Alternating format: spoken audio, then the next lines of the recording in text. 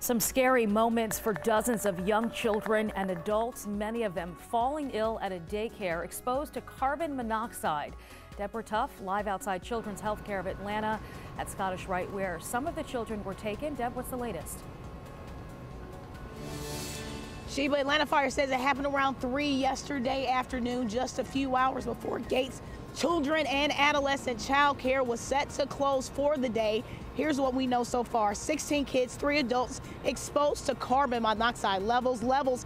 Officials say were at a very high range.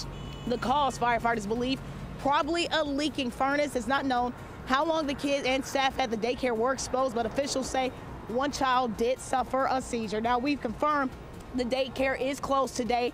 Symptoms of CO poisoning, headache, dizziness, weakness, nausea, vomiting, and officials say carbon monoxide poisoning actually hits kids harder than adults. Sheba. All right, Deb, thank you.